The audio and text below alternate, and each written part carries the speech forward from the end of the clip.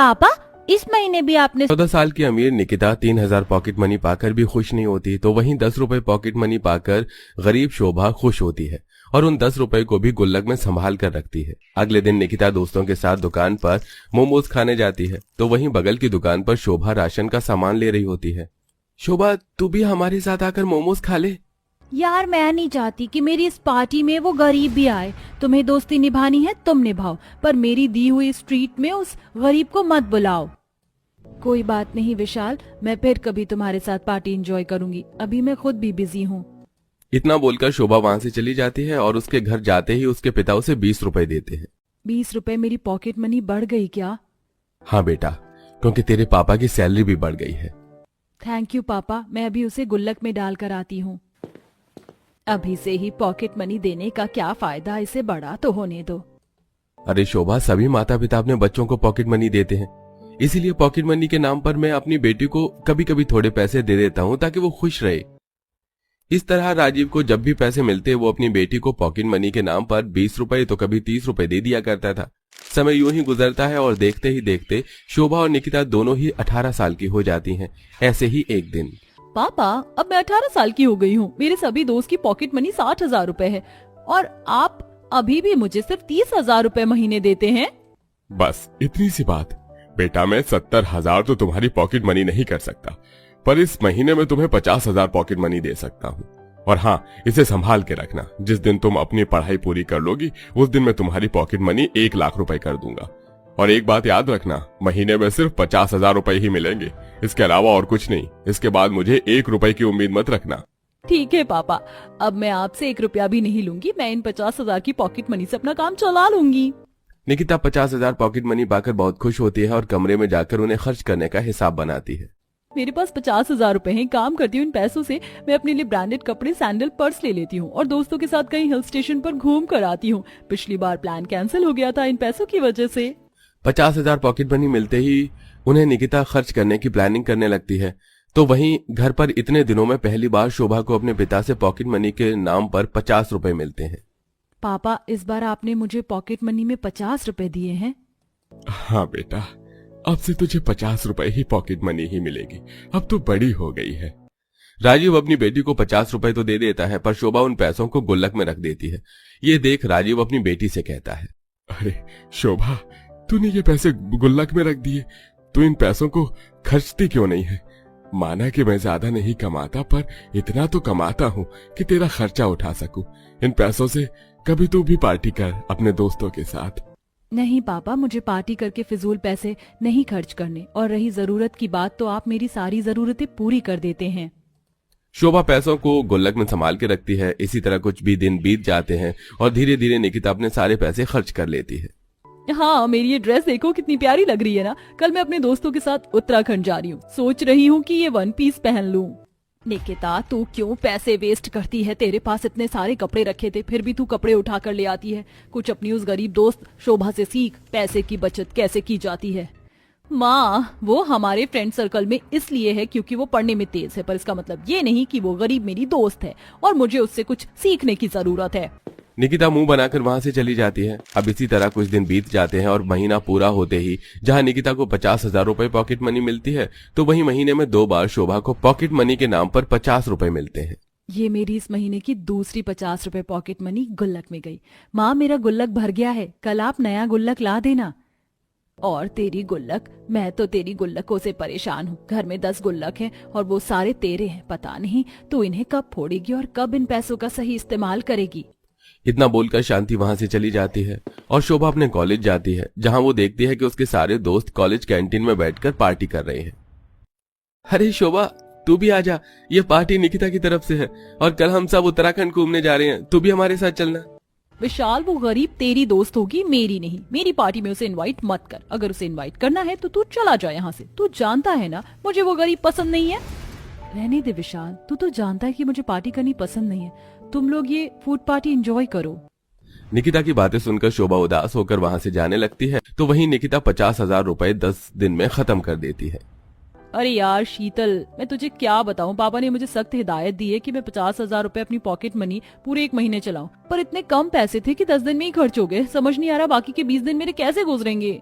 अरे इतनी टेंशन क्यों ले रही है तू? ऑनलाइन गेम खेल, मैं भी इस गेम से पैसे लगाती हूँ। तू तो जानती है मुझे सिर्फ 20,000 रुपए पर मंथ पॉकेट मनी मिलती है, बाकी का खर्चा तो मेरा इस गेम से निकल जाता है। 5,000 लगा और बदले में 10,000 जीत। इस तरह तेरा 20 दिन का भी कोटा पूरा हो जाएगा। ऑनलाइन गेमिंग से कैसे पैसे कमाया जाता है ये जानकर निकिता घर जाकर ऑनलाइन गेमिंग में अपने 4,000 रुपए लगा देती है, जिसमें वो 8,000 जीतती भी है और उसके बाद वो 8,000 पूरे लगा देती है। इस तरह ज्यादा पैसे जीत कर निकिता 1 महीना गुजार लेती है। ये गेम तो बड़ी मस्त थी। मेरे पास सिर्फ 4,000 रुपए थे और मैंने गेम में वो पैसे लगाकर इतने पैसे जीते कि मेरा पूरा महीना कट गया। इस बार तो मुझे पॉकेट मनी में 50,000 रुपए मिलेंगे। वो सारे पैसे मैं गेम में लगा दूंगी और फिर मुझे इतने पैसे मिलेंगे कि मैं अच्छे से पैसे खर्च कर पाऊंगी। लालच में आकर इस बार जब निकिता को 50,000 पॉकेट मनी मिलती है तो वो सारे पैसे अपने गेम में लगा देती है और गेम हार जाती है, जिससे उसके सारे पैसे डूब जाते हैं और वो परेशान होती है। अब क्या करूं? मैंने तो सारे पैसे गेम में लगा दिए और हार गई। मैं पापा से दोबारा पॉकेट मनी भी नहीं ले सकती। अगर उन्हें पता चला तो मेरी पॉकेट मनी बंद ना कर दें। पूरा महीना मैं कैसे काटूंगी? एक काम करती हूँ, किसी से कुछ पैसे उधार ले लेती हूँ, क्या पता इस बार मैं गेम में जीत जाऊं। लालच में आकर निकिता कॉलेज के बाहर कुछ बदमाश लड़कों से और 30 रुपए ब्याज पर 10 दिन के लिए उधारी पर ले लेती है और गेम में लगा देती है, पर इस बार भी वो गेम हार जाती है। अब क्या करूं? मैं तो सारे पैसे हार गई। मेरे पास तो पैसे भी नहीं है। उन गुंडों के पैसे कैसे दूंगी? निकिता, तू फिर से फोन में बैठ गई। तेरे पापा बता रहे थे मुझे कि तू कोई गेम खेलती है। गेम की दुनिया से बाहर निकल और पढ़ाई की दुनिया में आ। अगर इस बार तू अच्छे नंबर नहीं लेकर आई तो तेरी पॉकेट मनी भी बंद हो जाएगी। हाँ माँ, मैं बस कॉलेज ही जा रही थी और पापा से कहना मेरी पॉकेट मनी बंद ना करें। डरती हुई निकिता कॉलेज जाती है और जब वो कॉलेज से आने लगती है तो वही गुंडे उसे घेर लेते हैं और ये सब कुछ दूरी पर खड़ी हुई शोभा देख रही होती है। आज 10 दिन पूरे हो गए, हमारे पैसे कब देगी? अगर हमारे पैसे नहीं दिए तो हम तेरे घर पहुंच जाएंगे, जानती है ना हम कौन हैं? मुझे कुछ समय और दे दो, मैं तुम्हारे सारे पैसे दे दूंगी। इतना कहकर निकिता वहां से चली जाती है, पर शोभा ये सब देखती है और कहती है, ये गुंडे निकिता के पीछे क्यों पड़े हैं? निकिता ने आखिर उनसे पैसे क्यों उधार लिए? उसे तो 50,000 रुपए मिलती है पॉकेट मनी। मुझे निकिता से पूछना चाहिए, आखिर वो मेरी दोस्त है। निकिता को मुसीबत में देख शोभा उसके घर जाती है और उससे सारी बात पूछती है। निकिता, भले ही तूने मुझे कभी अपना दोस्त ना माना हो, पर मैं तुझे अपना दोस्त मानती हूँ। प्लीज मुझे सच बता दे, क्या पता मैं तेरी मदद कर दूं। निकिता सारी बात शोभा को बताती है, जिसके बाद शोभा निकिता की मदद करने के लिए अपने घर जाती है और अपने सारे गुल्लक फोड़कर 30,000 रुपए निकालकर निकिता को दे देती है। ये मेरी बचपन की जमा पूंजी है। मेरे पिता मुझे सिर्फ इस उम्र में 50 रुपए पॉकेट मनी दे पाते हैं। मैं बचपन से 1-1 रुपए इन गुल्लक में डालकर ये 30,000 रुपए जमा कर पाई हूँ। तो इनसे अपना सारा कर्जा चुका ले। ये पैसे मैंने ऐसे ही दिन के लिए जमा कर रखे थे ताकि मुसीबत में पड़ने पर अपने घर वालों की मदद कर सकूं। और तू भी तो मेरी दोस्त है। शोभा, तू बहुत अच्छी है। मैंने तेरे साथ इतना बुरा किया। मैंने तुझसे कभी प्यार से बात नहीं की, फिर भी तूने बुरे समय में मेरी मदद की और मेरे माता पिता को कुछ भी नहीं बताया। अब मैं तुझसे वादा करती हूँ, मैं हमेशा तेरे साथ अच्छे से रहूंगी और तेरी तरह सबको बनकर दिखाऊंगी। निकिता उन पैसों से अपने सारे कर्ज चुका देती है और ऑनलाइन गेम खेलना बंद कर देती है। अगले महीने जब निकिता को फिर से पॉकेट मनी 50,000 रुपए मिलती है तो वो उसमें से शोभा को 30,000 रुपए वापस कर देती है और बचे 10,000 को सही जगह खर्च करती है। उनमें से 10,000 की सेविंग भी कर लेती है। ठंड का मौसम है और ठंड बहुत तेज पड़ रही है। कल से दिन में ही सारी मजदूरी करके घर चले जाया करेंगे। हाँ सुमित्रा, तुम सही कह रही हो। रात में ठंड बहुत ज्यादा हो जाती है। गोपाल और सुमित्रा बातें करते हुए सड़क पर चल रहे होते हैं कि तभी वहां पर एक बड़ी सी कार आती है जिसमें कुछ शराबी बैठे हुए होते हैं जो उन्हें ठोककर आगे बढ़ जाते हैं। कोई है, हमारी मदद करे। कोई हमें अस्पताल लेकर चलो। मेरे पति जख्मी हालत में है और वो यहीं दम तोड़ देंगे। हमारी मदद करो। सुमित्रा की बात सुनकर आसपास के लोग आते हैं और उन दोनों को उठाकर एम्बुलेंस में अस्पताल लेकर जाते हैं। माँ बाप के एक्सीडेंट की खबर 5 बेटियों के कान में जाती है और वो 5 अस्पताल आती हैं। लंबे ऑपरेशन के बाद डॉक्टर, सॉरी, लेकिन हम बच्चों के पिता को नहीं बचा पाए और उनकी माँ वो कभी अपने पैरों पर नहीं चल पाएगी। तभी रोती हुई रेखा कहती है, मेरे पिताजी कहाँ हैं? वो मेरे रात में चॉकलेट लेकर आने वाले थे। उनके पास मेरी चॉकलेट रखी हुई है। बताइए ना मेरे पिताजी कहाँ हैं? अपनी छोटी बहन रेखा की बात सुनकर दीपा की आत्मा अंदर ही अंदर टूट जाती है और वह रोते हुए कहती है, चुप हो जाओ रेखा, मेरी बहन। मैं हूं ना, मैं तुम्हें ढेर सारी चीज ला कर दूंगी। मेरी बेटियों, तुम्हारे सर से तुम्हारे पिता का साया छिन गया और भगवान ने मेरे भी दोनों पैर छीन कर मुझे इस धरती पर अपाहिज कर दिया। बोझ हूं मैं तुम्हारे ऊपर। माँ, हिम्मत रखो, हम लोग हैं आपके साथ और आप हमारे ऊपर कभी बोझ नहीं हो सकती। माँ, अपने आंसू पोंछो। माँ। आसपास के लोगों का शुक्रिया अदा करके पांचों बहन अपनी माँ को व्हील चेयर पर बिठाकर अपनी झोपड़ी में लेकर आती हैं। दीदी कुछ खाने को दो ना, बहुत तेज भूख लग रही है। मुझे तो लगा था कि पापा कुछ खाने को लेकर आएंगे, लेकिन पापा तो आए नहीं। अपनी छोटी बहन की हर एक बात रिया और दीपा के दिल को तोड़ती ही जा रही थी। रुको रेखा, मैं अभी तुम्हारे लिए कुछ खाना लेकर आती हूँ, चुप हो जाओ। तभी रिया चूल्हे के पास आती है जहां वह सभी बर्तनों को देखती है जिसमें खाने का कुछ भी सामान नहीं होता है। तभी व्हील चेयर पर चलती हुई उसकी माँ चूल्हे के पास आती है। बेटी, घर में खाने का एक भी दाना नहीं है, क्या बनाओगे खाने में? अब तो मेरे ये दोनों पैर भी अपाहिज हो गए हैं जो मैं बाहर जाकर मजदूरी करके कुछ पैसे कमा सकूं और तुम लोगों का पेट पाल सकूं। अगर तुम्हारे पिता यहाँ होते तो आज तुम्हें ये दिन कभी नहीं देखना पड़ता। कोई बात नहीं माँ, खाना नहीं है, पानी तो है ना। आज की रात हम सब पानी पीकर सो जाते हैं। रिया सबके लिए गर्म पानी लेकर आती है और सभी पानी पीकर पतली सी चादर पर लेट जाते हैं। अगले दिन सुबह। दीपा दीदी, मुझे बहुत तेज ठंड लग रही है, मुझे स्वेटर लाकर दीजिए ना। सीमा की बात सुनकर सुमित्रा व्हील चेयर पर चलकर उनके पास आती है। हे भगवान, ये कैसे दिन दिखा रहा है मेरी बच्ची को। उन बच्चों से उनका बाप छीन लिया, कम से कम उनकी माँ के पैर तो सलामत रखता जो 2 वक्त की रोटी उन्हें कमा कर खिला पाती। माँ, आप हिम्मत मत हारिए, हमें हमारे पापा ने बहुत काबिल बनाया है और परिस्थिति से लड़ना सिखाया है। और माँ, अब से मैं और दीपा मिलकर काम करेंगे। हम दोनों मिलकर सड़क पर मूंगफलियां बेचेंगे और उनसे मिले हुए पैसों से अपना घर चलाएंगे। हाँ रिया, तुम सही कह रही हो। पिता के जाने के बाद और अपनी माँ की व्हील चेयर पर बैठे देख दीपा और रिया फैसला करती हैं कि वो ठंड में सड़क पर जाकर मूंगफलियां बेचेंगी और अपने घर की परिस्थिति को ठीक करेंगे। अब क्या था कि दीपा सर पर मूंगफली की टोकरी रखती है और ठंड में सड़क पर बेचने चली जाती है। आइए आइए, गर्मा गर्म मूंगफली खाइए, ठंड में गरम गरम मूंगफलियों का मजा लीजिए। आइए आइए, मूंगफली खाइए।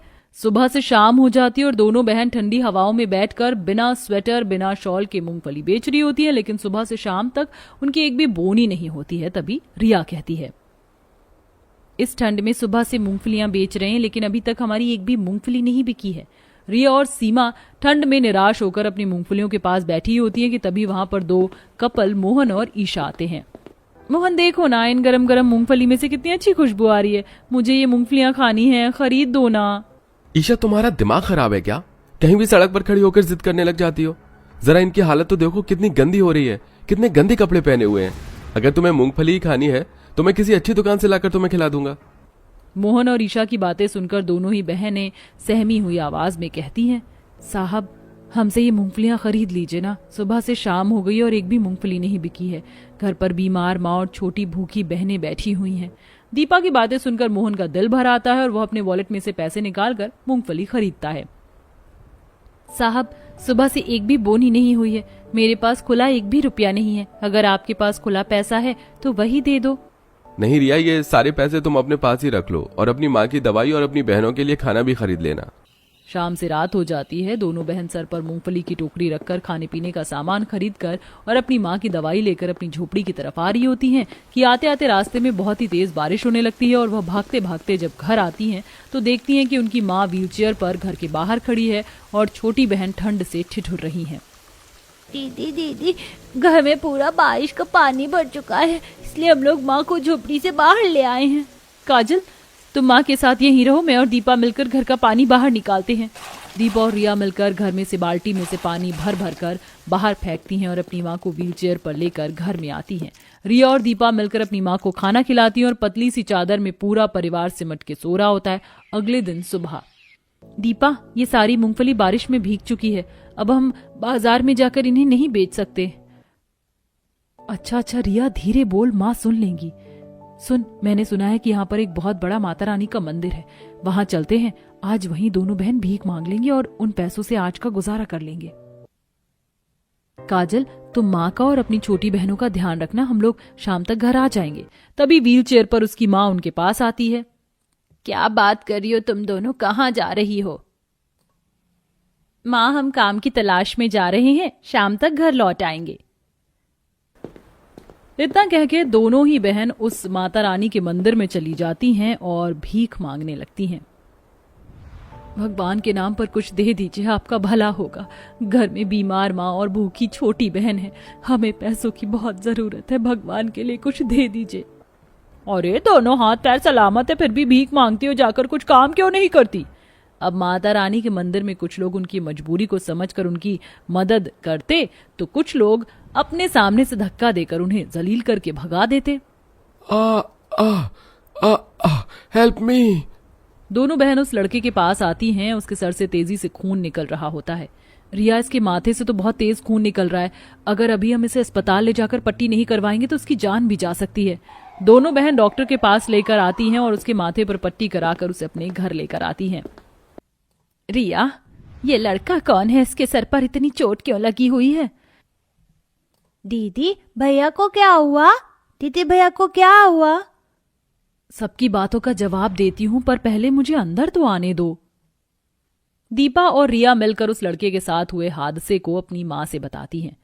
बेटा, आप कैसा महसूस कर रहे हो? ठीक तो हो ना तुम? सुमित्रा इतना बोल ही रही होती कि उस लड़के की माँ गायत्री रोती हुई इसके घर में आती है। कैसा है मेरा बेटा?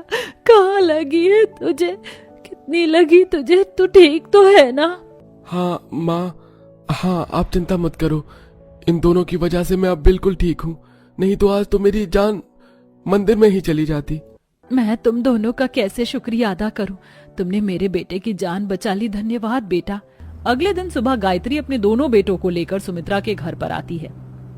गायत्री, तुम यहाँ, सब ठीक तो है ना? और तुम्हारा बेटा वो ठीक है? हाँ सुमित्रा, भगवान का शुक्र है अब सब ठीक है। लेकिन सुमित्रा बहन, मेरे जहन में एक बात थी जो मैं आज तुमसे करना चाहती हूँ। हाँ कहो। मैं तुम्हारी बेटी को अपने घर की बहू बनाना चाहती हूँ। सुमित्रा को इस रिश्ते से जरा भी ऐतराज नहीं होता और वो अपनी दोनों बेटियों की शादी गायत्री के बेटों से करवा देती है। शादी करके रिया और दीपा अपने ससुराल में बहुत ही खुश थी और अब उनके पति ने उनकी माँ बहनों के लिए पक्का घर बनवा दिया था। कुछ दिन बाद रिया और दीपा अपनी माँ से मिलने जाती हैं। माँ, रेखा, काजल और सीमा कहाँ पर हैं? दामाद जी ने उनका स्कूल में दाखिला करवा दिया है, वो तीनों स्कूल गई हुई हैं। माँ, और अब आपकी तबीयत कैसी है? मैं पूरी तरीके से ठीक हूँ। माता रानी की कृपा से मुझे राम जैसा दामाद मिला है जिसने मुझे और मेरी बेटियों को नई जिंदगी दी।